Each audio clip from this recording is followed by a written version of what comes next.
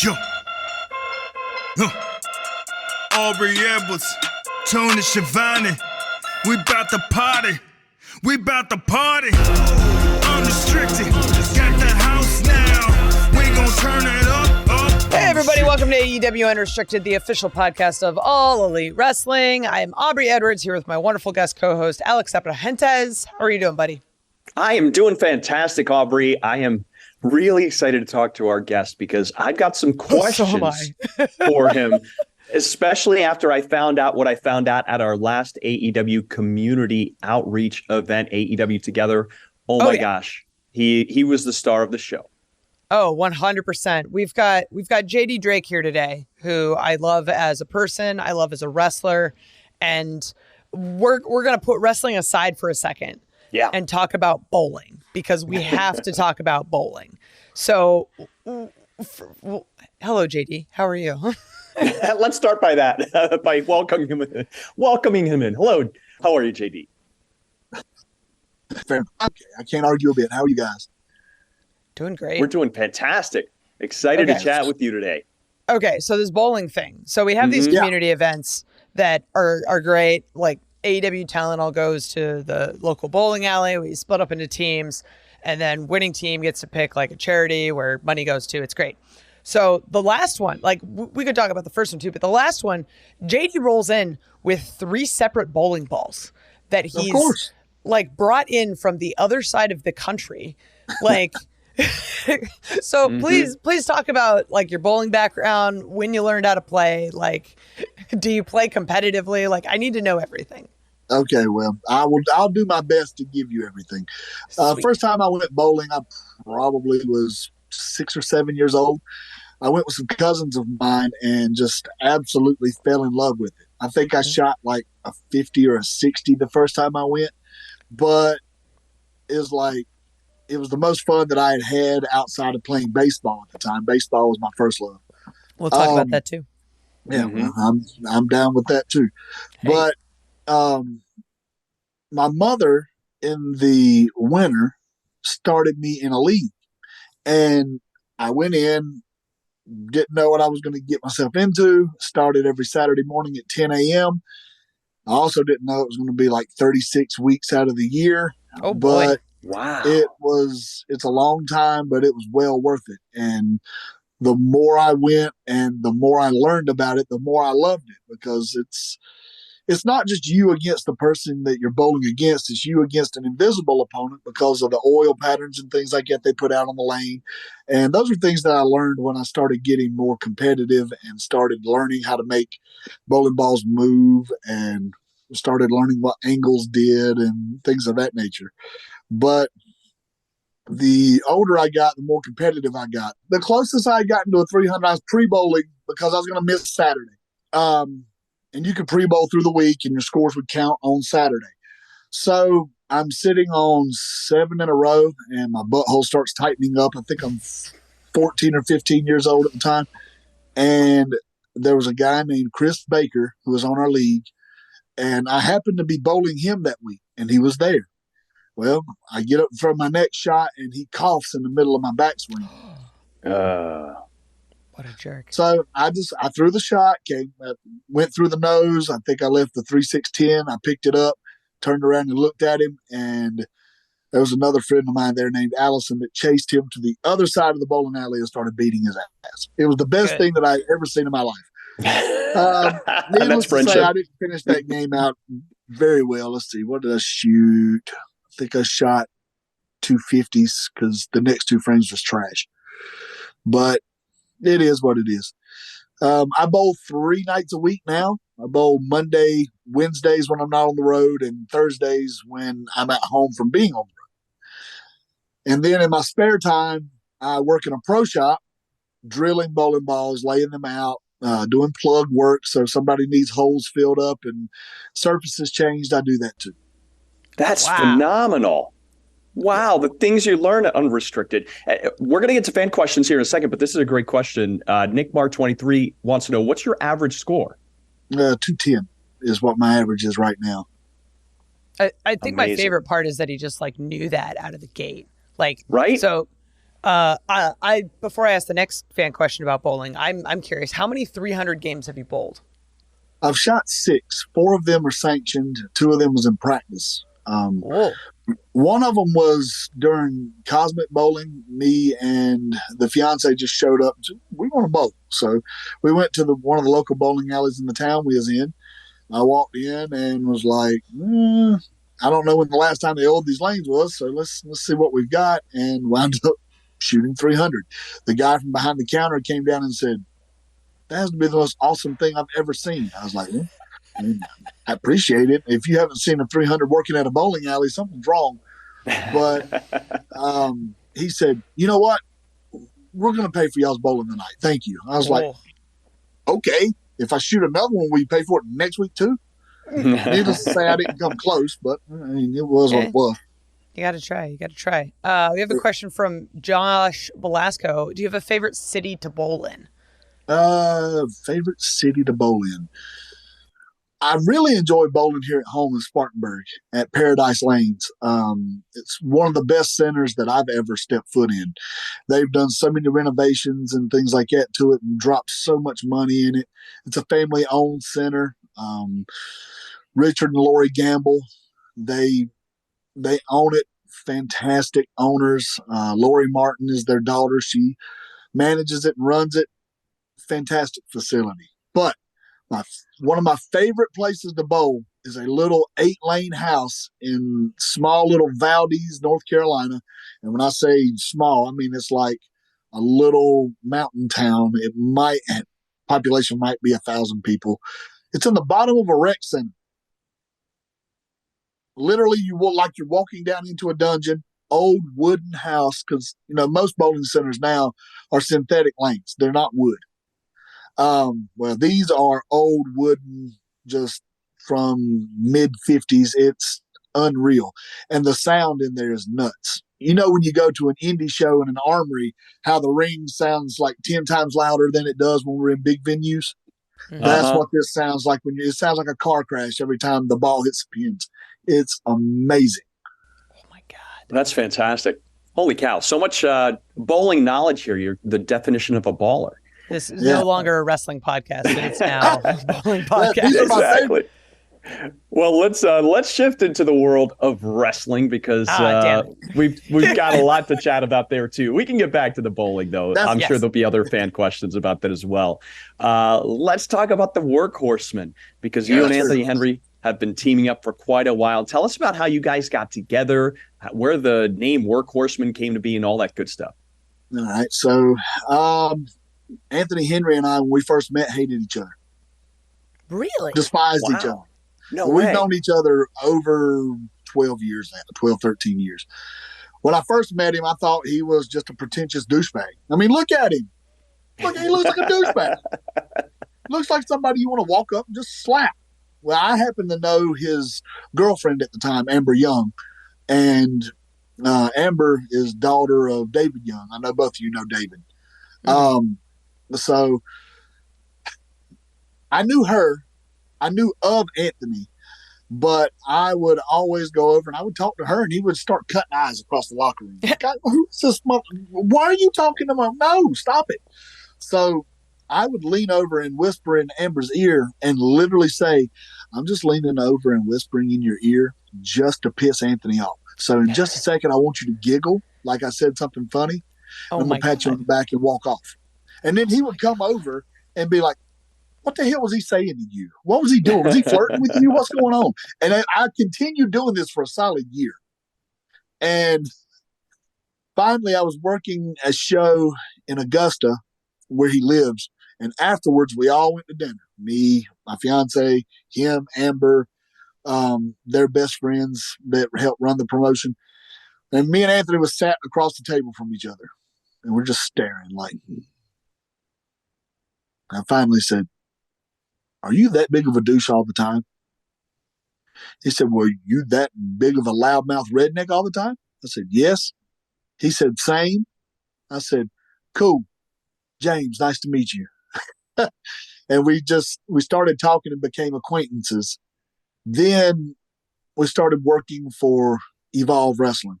We worked together all over the North Carolina, South Carolina, and Georgia Indies. Then we started working for Evolve Wrestling, and we got put together by happenstance. Like we was working for FIP and Style Battle and a lot of the different promotions that fell underneath the WWN banner.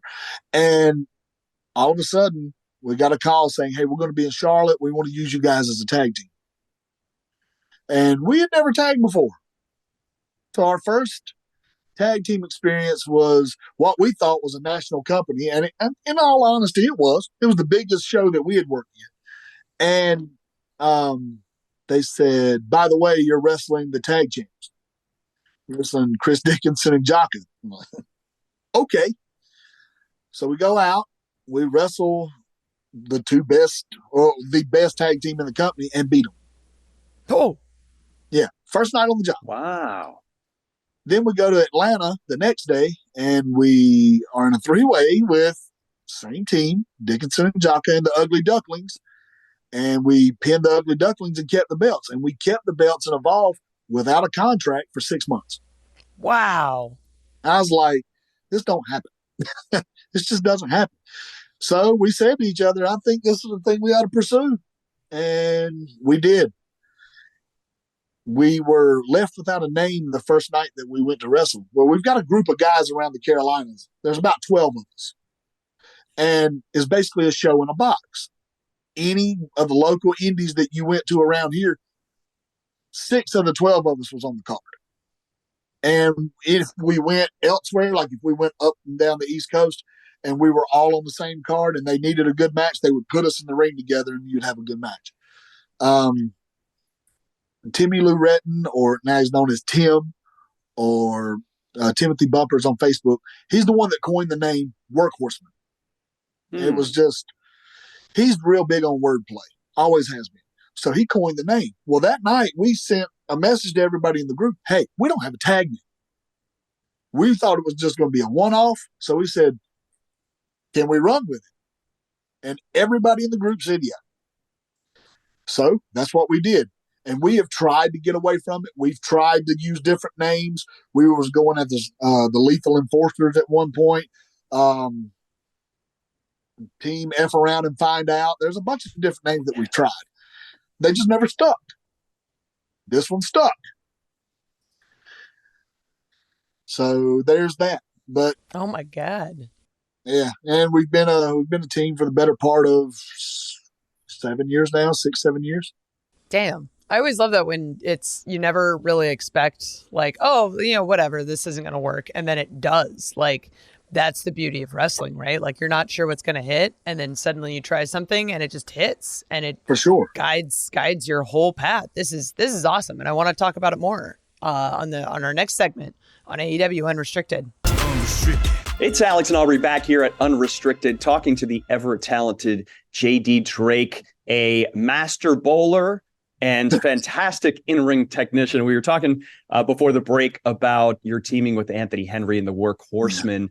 Tell us a little bit more about your relationship with Anthony and how he kind of, I guess, saved your wrestling career, so to speak. Oh, yeah. He, I believe we've done it to each other at some point during the time that we've been a team.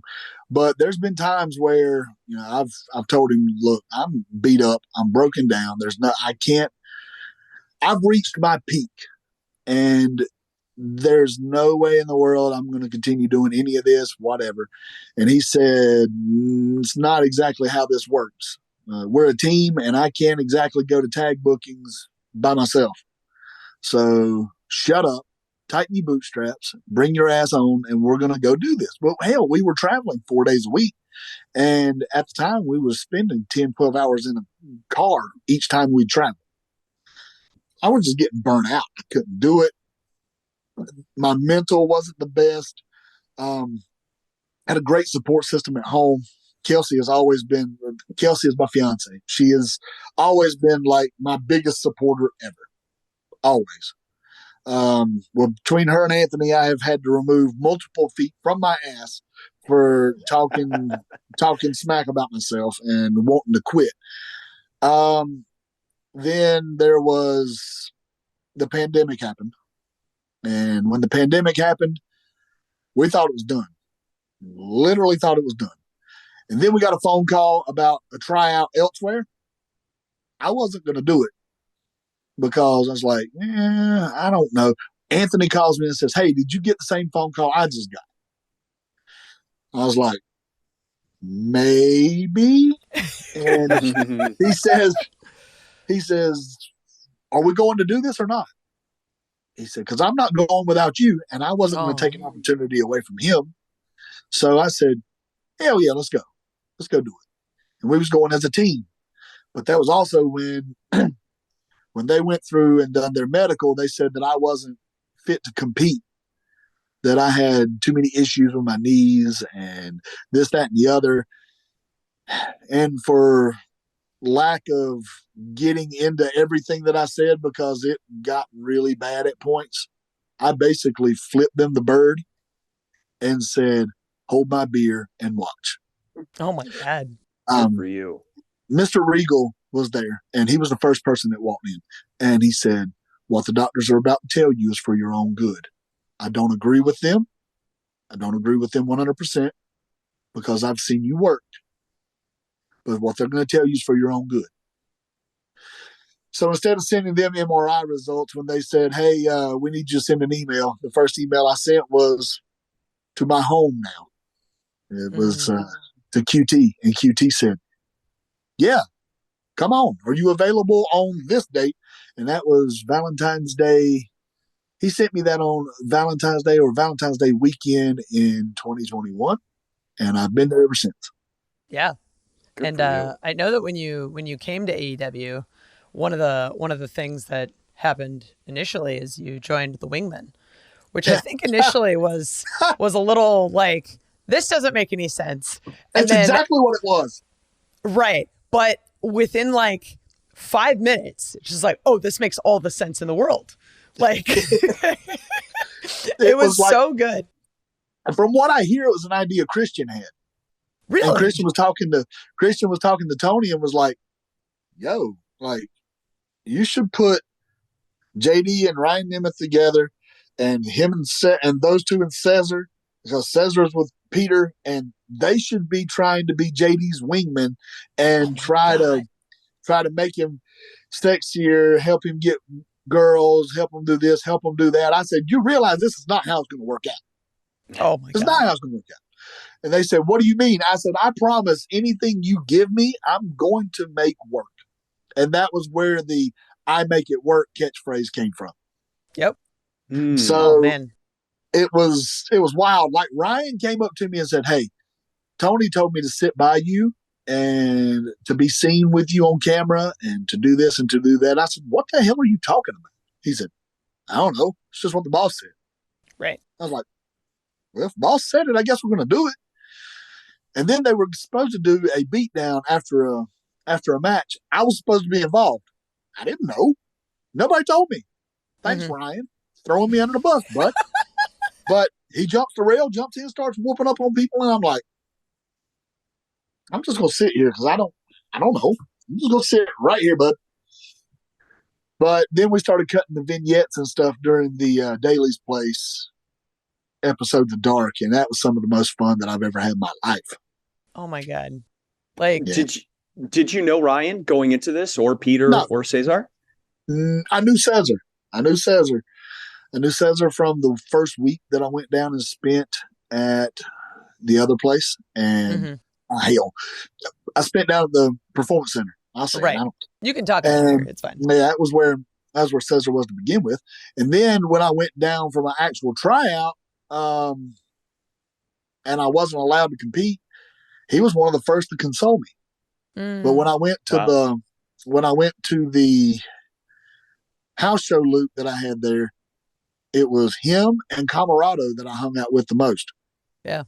And like, I worked out with Camarado for the entire week that I was there, and that's a stout human being. Jesus Christ. But Cesar he's the man. He's just the man. I love him to death. Like, he could call me right now and need something, and I would go jump in the car and make the 6.5 hour drive. And he's just the man. But I didn't know Ryan. I knew of Peter. But it was one of those things where we just meshed and everything fell into place. I loved that. I think they were shopping for you and they bought you a couple like frilly lacy tops just so you sort of fit with everything else. Ryan. He literally went on Amazon and just bought a bunch of stuff. Sounds he just about bought right. a bunch of stuff. I was like, what is this crap?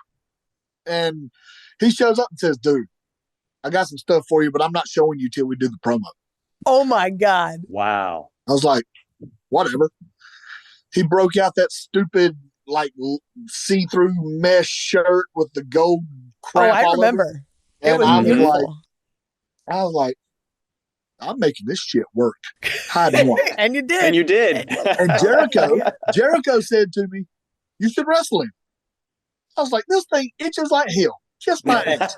Chris Daniels comes to me. CD says, you should wrestle him. Y'all put this on and go wrestling. Then I remembered Chris will wrestle in damn near anything. Oh, yeah. Either one of them. One of them used to wear a bowl of curry on top of their head, and the other one, there's no telling what in the hell he wears when he's on stage. So I'm like, you just talked yourself into this one, didn't you? So then I had to wrestle in the stupid thing. That was the itchiest, most aggravating. God, it's trash. But it worked. Again, it worked. Yeah, it sure did. It I sure did. love it. And I love that it led to Hot Boy Summer. It was just so like the Wingmen are honestly one of my favorite factions ever in AEW just because you guys 100% believed in what you were doing. Because people kept telling us it wouldn't work. And we was like, the hell you say? Watch. Yeah. Oh my gosh. And you also had a chance to really prove yourself in real serious competition too. Like in particular, that one match that you had with Eddie Kingston on Dark. Had you wrestled Eddie before, or was this the first time? That was not the first time. Me and Eddie have beat the hell out of each other on multiple occasions. There you go. When we were at Evolve, one of my absolute favorite opponents was Eddie Kingston. Mainly because you didn't have to worry about going in and being technical. You just go in and fight. And the way it worked was I showed up for my first Dark taping. And Eddie happened to be walking in the same time I was going in to get tested. And he said, hey, JD, what the hell you doing here? I'm like, I'm coming to work. He said, good. I'm going to Tony right now. Me and you tonight. We're going to do this shit. I was like, okay. So I showed up and he literally walks up to me and says, hey, I'm getting you a job tonight. Ooh. I said, wow. How's that? He said, because I'm going to show the world who you are. He gave me the whole match. Mm-hmm. The whole match. Amazing. He literally said, I'm over. I don't need anything. Go get your shit in. I was like, what a guy. Eddie, I don't have anything. He said, you have a cannonball, you have a moonsault, and you chop. What else do you need? I said, fair, I guess. And we went out and beat the hell out of each other for 7 minutes or 6. I forget. Whatever it was. Yeah. And then had Stu Grayson the next night and got to show a different side of me where I showed some agility and was able to move around and keep up with somebody smaller than me, who, by the way, might be one of the strongest sub 200-pound humans I've ever seen in my life. He's insane. So true. He's a beast. Yeah. He said, I'm going to pick you up on my shoulders and throw you over my head. You don't have to help. I said, no, that's not going to happen. Sure enough, he just says, and I'm on the other side of the world. Oh my God. I don't like it. I'm built to not be picked up. You fuckers leave me on the ground. Oh my God, I love it. So yeah, you've had a lot of like memorable singles matches. I know you've had multiple tag matches with both the Wingmen and Workhorsemen. Is there anything that like a moment in AEW that stands out to you most? Yeah, my match with Darby. My match with Darby, because I don't think anybody expected me and Darby to work that well together. Again, another one of those where I showed up and me and Darby knew each other from elsewhere, and he's like, "Hey, I'm going to Tony soon, and I'm going to tell him I want at least 10 minutes with you." Nice. For the TNT belt. He hadn't worked anybody big for the belt by then. He said, I want to go in and show that I can hang with somebody big, and I don't trust anybody any more than I do you. So why not? Wow. And then we went out and had it was so much fun. So much fun. But I feel like that match legitimized me in the eyes of some of the fans at AEW. Like now they know I'm not just a big guy that's there I can go in there and go. I can go. I can still go now. I mean, yeah, I'm a 300-pound guy that doesn't look like a Greek god. Who gives a shit? You ever been at a bar and tried to pick on somebody that looks like me? Those are the ones that'll beat your ass. Well said. It's the truth is the truth. But that match for me meant a lot. Even though it was only a minute being in the ring with Wardlow at the Forum the first time we were there. Mm-hmm. And then, hold on. When we were in San Francisco was the week after my grandfather passed at the Cow Palace. And I had told him the week before, he used to watch basketball a lot. And when I told him one of the last times I saw him, hey, I'm going to be wrestling at the Cow Palace, he wasn't talking much, but he looked at me and smiled. Oh, that's awesome. And I told him, I said, I'm going to wrestle. I'm going to wrestle at the Cow Palace. I'll come back home. I'll see you when I get home. And he just winked at me and smiled. And when I got there, I didn't expect to be the very last match of the night. It was me and Anthony against the Acclaimed. Mm-hmm. I got back. I went and saw him when I got back, and I told him how it went. And again, he wasn't talking much, but he smiled and winked at me again, and he would squeeze my hand. And I'm bowling league Wednesday. That was Monday. I'm bowling league on Wednesday, and I get a call from my mom saying, if you got anything else you want to say to your granddad, you might want to get here. Wow. And when I got there, I hugged him and said, hey, I did what I said I was going to do. It's okay. And that night he closed his eyes the last time. But wow, it was that match that night. That'll mean a lot to me, even though it was a dark match. It was on Dark Elevation. It was a lot of fun. I was in there with the Acclaimed and Billy and Anthony. But, I mean, that was 7 minutes that I promised my grandfather I'd go do before my career was done, before he was done. And sure enough, it happened. And it was a blast. I couldn't have asked for more. Thank you for sharing that story. And sorry of for your course. loss. But there's no need to be. I appreciate the condolences, but it was expected, kind of. Yeah. But it'd be different if he wasn't ready. But he was ready. And right. And you got to give him this wonderful thing before he left, which I'm sure for him 100% the truth. Exactly. And like you say, it's just a dark match, but like sometimes those are the most fun and the most satisfying matches that we do as performers, because I feel like you just have the opportunity to connect with the audience more. So, and knowing you and seeing how great you are as a wrestler, like you take advantage of every moment that comes along. And I do my best. You absolutely do your best. And I mean, that one, sending the crowd home, like, as you said, it was the last one we taped that night. Absolutely phenomenal. Wonderful. And I can't wait to talk about more coming up on AEW Unrestricted. AEW Unrestricted. Alex and Aubrey here with JD Drake. We've been having a wonderful conversation that has ranged from bowling to family to tag teams to douchebags to all over the place. Itchy wrestling shirts. Yes, itchy wrestling shirts. We've covered all the important topics today. So great. So absolutely wonderful. And before this, we were talking about Dark and how great it is as performers to be on Dark. And you had mentioned during our break sort of funny moments that had happened. Oh, God. This was a total accident. You were in the match, me and Cesar against Billy and Colton. Oh, my God. Jacksonville. I'm wearing the jeans and the black singlet and the black and white cowboy boots I have. Well, normally I wear 2 pair of socks. That day, I was in a rush, didn't put on 2 pair of socks.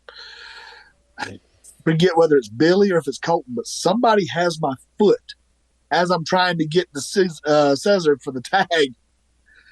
And by accident, my foot comes completely out of my boot, and I make the tag by accident. Oh no. By accident. Cesar looks at me, I look at him, and I said, I guess it's the damn hot tag. Yep. He said, we're heels. I said, oh, fuck. Yep. So we just went on about it and finished the match. I finished the match with 1 boot on. And I was like, what the hell? Got in the back. And Billy said, what the hell happened? I said, you've worn cowboy boots before, haven't you? Yeah, but they never fell off my foot. Oh, well, damn it. Mine did. Kiss my ass, Billy. And I was like, that's got to be one of the funniest things that's happened to me. Like, I was reaching out like I was going to make the tag. Boot comes off. He's looking down at the boot like, what the hell just happened? I tagged Cesar, and I look up at him like, what the hell just happened? Oh, God. Hey, it happens. Sometimes you lose a boot. Yeah, sometimes. Better to lose a you look boot at than to get the boot. Sometimes you ask a referee if they know how to count, starting at 3, and you go 3, 2, 1. I look at you. Oh my God. So like I don't break often on TV. Like I pride myself in kind of keeping this serious demeanor the whole time. And JD broke me so hard during one of the dark matches in Florida where I'm literally just like, look at him and I'm just like, like in the middle of the match. Like I can't even try and hide it. What did he do? Anthony and Mascara Dorado. Yeah. Oh my God. It was just like his little quips on the side, like are just really the thing that got me. It was just so good. Oh man. We've got a number of fan questions to ask today, and they range all over the place. Absolutely great. This first one from Brian Andino. What piece of advice that you got didn't click initially, but over time has become clear and enlightening? Oh, we're starting deep. Gosh almighty. Listen more than you speak. It's a good one. That's in all facets of life. All facets of life. Also, the opinion of those that don't do your job doesn't matter. Ooh, that's a really good one too. Truth. Wow. Yes. I think we're going to have a JD Drake motivational book coming out on ShopAEW.com. You can call George South and get a lot of this information. Well, I got a very deep question here from Biff Sticks. I hope you're ready for this one. Yep. Where can I get the best barbecue in the Carolinas? Well, that's tough. Because in Shelby, where I'm from, I legitimately feel like we have some of the best barbecue in the entire state in our small little town. Some of my family used to cook competitively, and it's really hard for me to put anybody over that's like not in Shelby. Red Bridges and Alston Bridges barbecue in Shelby might be the best that you'll ever put in your mouth. Ooh, but if you go towards Lexington, they have the barbecue festival and all that good stuff, but it's good. There's not really bad barbecue in North Carolina, but our little area, Shelby, Gastonia has a little food truck that's been around called RO's Barbecue. And RO's has been around, 30, 40 years. Wow. And it's unreal also.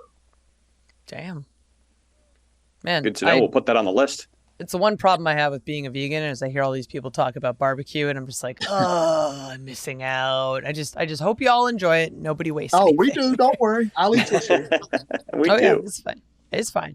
I got a question from Tuesday the 10th, which I'm curious about because I saw you guys ask this on Twitter. Did you settle on a name for your tag team finisher? 9 to 5. 9 to 5. I love it. That makes so much sense. Oh, that's perfect. It's fantastic. Pronounced like 3 numbers, 9 to 5. It's easy on commentary. It's super easy. Very easy. What area code is that? Have we looked that up yet? That's the thing. It's not an area code. I know, but it could be. We just want to make sure, like, It could be, and that's the thing. I don't care if anybody thinks it is or not. The area code here in North Carolina I live in is 704, and in South Carolina it'd be 864. So it's not either of those. Good. Okay, cool. We're not looking at some like weird side meeting, but yeah, I love that 9 to 5. It's great. Yeah, they're working 9 to 5. Are you a Dolly Parton fan? I am. Oh, well, there you favorite go. Dolly Parton song. When I was a kid, my grandmother had the VHS and I wore it out. Good to know there as well. I got a really good question here from Jeremy Slagle. Hello, Jeremy. Who would your dream opponent, past or present, be? Arn. Or Great Muta. Wow. Yeah. 2 good ones. That's the 2 that like inspired me to be a wrestler. I was a Hulk Hogan fan as a kid, but when I started understanding it, Arn 100%. That's why it's always fun being in the ring with Brock, who is basically Arn in 83. Yeah. So true. And Muta was just something different.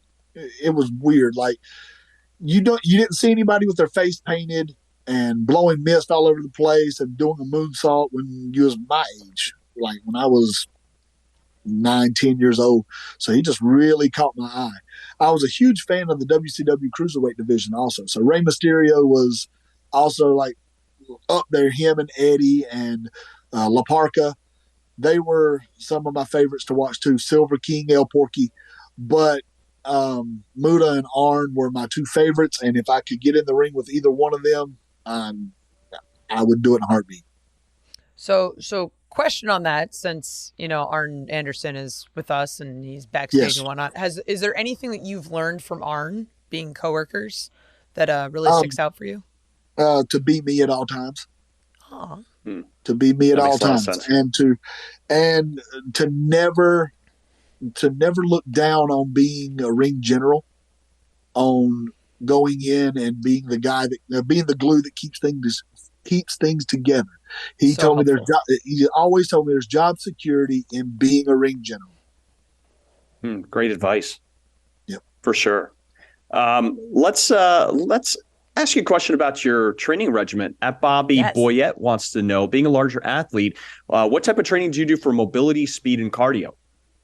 So I've been slacking on the mobility stuff for the last, year or so. But nagging injuries is what's caused that. And I can never get over them. Like I've had hip and ankle issues for most of my life. But I've not always been 300 pounds. When I started wrestling, I was 220 pounds, and my finish was a 450. Whoa, so, wow. Yeah, I used to be just a stupid, agile, athletic human for my size. But that was from years of not having any friends and being on a trampoline and learning how to do every flip known to man. But even when I was doing jiu-jitsu when I was younger, guys my size couldn't keep up with me because I was more athletic than they were. I was slick and could get around them and work around them quicker than they could get to me. Now, I've never been fast as far as running or anything like that, but I was always explosive when it came to short movements. I've never really lost that, and I've always taken pride in bumping my ass off. So when I go to training, I always bump, and I run a bump feed drill with my trainees when I go to my school in Chester, South Carolina. We always start class with 4 bumps and a flip bump, but you're supposed to bump and feed up as fast as you can. And I still out bump my trainees. I still bump and feed up as fast as I can go. I don't make them run any drills that I won't run. And as far as going to the gym, I go 2 to 3 days a week when I'm not on the road. And I have training in Chester on Tuesdays. And then I bowl, and bowling to me, when I do it for practice, I use it as cardio because it's 2 hours of practice and it's nonstop, over and over and over and over.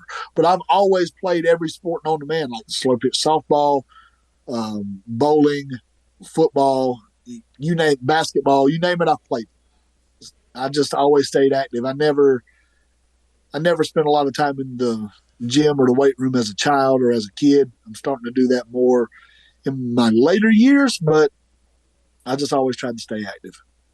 Actually, before we go, I want to touch on a little bit because we somehow missed this entirely. But like you mentioned the other sports in there, like sure, we talked about, bowling and whatnot, but baseball has been a huge part of your background. Was there ever a thought to go the professional baseball player route, or was wrestling sort of always your thing? When I was in high school, I actually hurt my shoulder my 10th grade year. I don't know what happened, but I was throwing a pitch, and about the time that I got to here and went to throw, it started grinding. Like from here all the way through, it just started grinding. Took 4 weeks where I couldn't throw. I could still hit, I just couldn't throw. So when I came back near the end of the season, I had developed a knuckleball. So I went from, when I was in 10th grade, I think I was topping out at 86 miles an hour on a fastball. And then, when I got back, 79, 80. So that's poo. You throw that at somebody with no movement, it's just sitting there. So I had developed a knuckleball. So my 11th and 12th grade year, I threw a knuckleball. My coach was a knuckleballer who he went to school at Gardner-Webb University here in North Carolina, and he wrote a letter of recommendation for me to walk on the tryout for the Myrtle Beach Pelicans. As I was getting ready to send said letter of recommendation, me and my first wife, we became pregnant with my first child. Ooh. I then said, yeah, it's time to go get a job. Mm-hmm. So I went and got a job, and the thoughts of professional baseball went elsewhere. Damn. So I started pursuing professional wrestling as soon as I got out of high school, and I've been doing it 20 plus years. I've been in wrestling a long time, 39 years old now. I used to think that 39 was too old to be anything, but CD is still top level in his 50s. Right. CD, Chris Jericho, Sting, Jeff Jarrett, all those guys. Yeah. Jarrett is the most underrated professional wrestler on the planet. And any of you I hate that guy, him, but I 100% if you hate Settle Jeff down, Jarrett, Aubrey. you hate yourself. End of discussion. Yeah. You hate Jeff Jarrett, you hate yourself. Uh-oh. We're going to get into a whole other conversation here. Reason. I hate him for a different reason. Aubrey hates him because he gets over on her. I just don't like people that blatantly break the rules. Like, that's all I'm saying. We're old school. That's what happens. That is what happened. Yeah. When was the moment? JD, when was the moment that you decided that pro wrestling was definitely what you wanted to pursue? When I was 4. But no, like when I took my first bump, I was home. Yeah. I was it's home. Always crazy. It's always crazy when you have those moments. 100% I'm crazy. Hell, I fall down for a living. Think about this. And then you got to get back up and do it all over again. Throw your body on plywood for a living. You got to be a little stupid, a little crazy, but we love it. We love it. Yes. And I love working with you. I know anytime I'm writing the names on the board and I see JD or Workhorseman, I'm like, yeah, I'm taking that match. Just because like you get it and you're so giving, you're so like you said, like being the ring general. It's like, man, I know this match is going to be great because JD is going to make sure it's great. And this podcast was great. And I want to thank you for being here today. Of course. This was absolutely wonderful. Just what a wonderful conversation with a wonderful dude. He can rock a lacy, itchy shirt. He can rock cowboy boots. He can make all of it work. I can wear a bowling jersey whenever I want to also. I mean, you've earned that. Also, easily. Support autism awareness, please. Please. Yes. So many children in this world feel like that they're outcast or that they're different or that something's wrong. It's our job to make sure that they know that nothing's wrong, that they have superpowers and they just have to find them. Hell yeah. Well said. Oh my God. Both of my kids, both of them Tourette's, ADHD. My oldest has Asperger's. They're both super high functioning, fantastic kids. Don't give up on any child with any kind of autism. You might find your best friend. Oh man. Amazing. What a great message. Man, I love For that sure. we ended on that. This is AEW Unrestricted. You can follow JD on Instagram at Real James Drake. Of course, you can listen and follow this podcast. New episodes every Thursday, Apple Podcasts, Spotify, wherever you get your podcasts. New episodes launch on Mondays on YouTube. Just search AEW Unrestricted. We're on Elevation on YouTube on Mondays. We have Dark Tuesday, YouTube. We have Dynamite, TBS, Wednesday. We have Ring of Honor, Thursday. We have Rampage, Friday, TNT. We're taking over. We're taking over. we're every day of the week. You can watch us, listen to us, see all these wonderful people, along with my guest co-host, Alex Abrahantes. Thank you so much for listening to AEW Unrestricted.